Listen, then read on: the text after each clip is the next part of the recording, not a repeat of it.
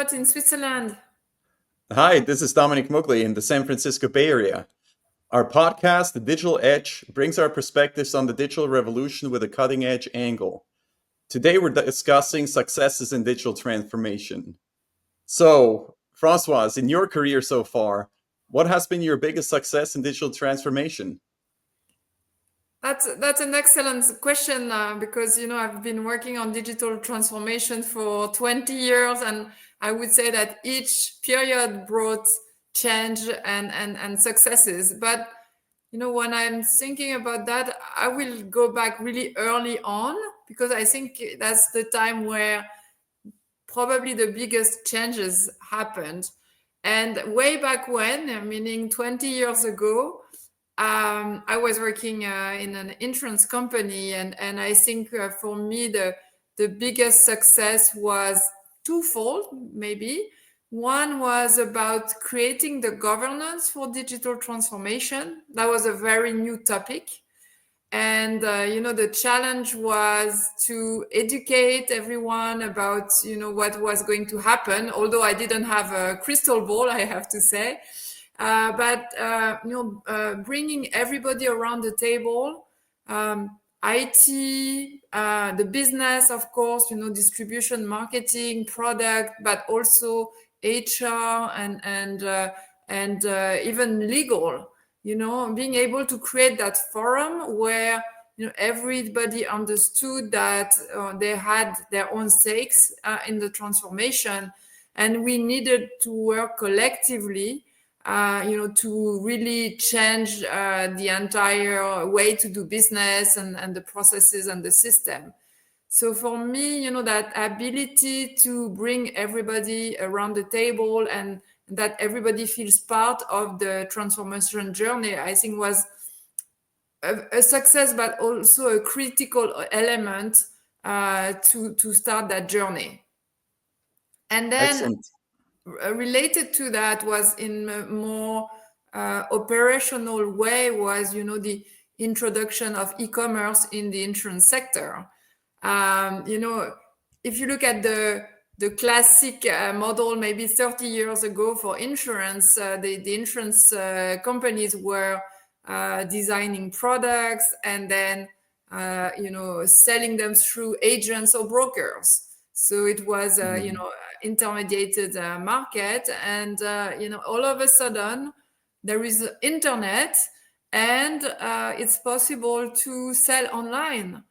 And I can tell you that that was a revolution because changing the distribution model meant that you had to redesign the products. You had to rethink the pricing because all of a sudden pricing was transparent. People could compare online. There was a whole change in how to make those prices public and being open to comparison. And then the challenge was to say, what are we doing with our agents? Those people are the ones who have, built the entire business. So how do we make that mix between traditional agencies and online products? And how do we make the link between those new customers that are coming through online? And so we had to invent that model of what we call multi-access or multi-channel to really define the role of what was going to happen online, what was going to be the role of the agency, and by the way, maybe we also needed a call center to make the link and to service customers. So, all of a sudden, the entire distribution model of insurance was transformed. I could even say disrupted. Because we have to rethink the role and the remuneration and the customer journey. So I think bringing that to reality, designing the model, having it accepted by the distribution channels and making it happen. Very soon after that, the first car insurance products were sold online. I think that was a huge transformation of the industry, and I think I was very proud to be part of it and to be leading that that very big change for the industry. Yeah, that's a fantastic example. I love that it's, all encompassing, right? It's not just a tool that got deployed, right? It's really a comprehensive readjustment of an organization, right? And really thinking differently about how business is being done, right? So I love it. This is a great example.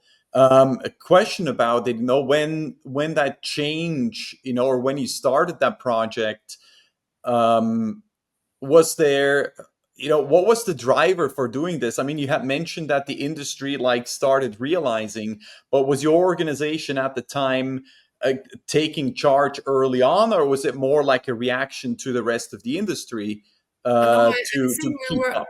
Yeah, I think we were quite early stage.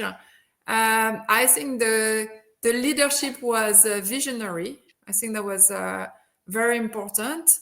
They knew that something was going to happen, and probably they had the instinct that it was going to be massive. And I think they openly asked the question, "What should we do?" And I think my role was to look at other industries and thinking, okay, what's happening elsewhere and what might happen for our industry and how can we lead that effort. And I think at that time we were quite, yeah, pioneers in as I said, in first organizing the governance. Appointing a chief digital officer at that time was very, was very new. I mean, those roles did not exist before. So I think where I'm very grateful for that organization was, having that leadership that was really thinking ahead of its time and being visionary and taking bets. Because obviously, it was not easy to say, okay, our traditional model is working fine, but still, we want to start building something for the future. Yeah. So I think, yeah, that was a very important element. Yeah, very, very interesting. With a transformational change like this, right, that an organization goes through, and especially the many, many stakeholders that are impacted, right? I mean, it's not just, the end user that can now go online shopping and look at products and buy online without having to talk to anybody, but also, you mentioned the brokers, you had internal personnel whose roles probably dramatically changed. Some roles were probably eliminated, new ones created, and so forth. But what do you think was like the biggest challenge that you saw along the way, in this mega change for the organization, right? And really seems to be like almost mandated, right? Like do or die Yes. ultimately, right? So I remember at that time, because I was a strong believer that internet was going to change everything and we needed to go very fast. Uh-huh. And I think maybe the biggest challenge I faced was the agents denying the change. And I remember one time, I mean, it was 2007. Okay, so maybe in Europe, was not as advanced as in the US. But I remember meeting with an insurance agent, and he said to me, I really don't care about what you are saying because my customers do not have internet.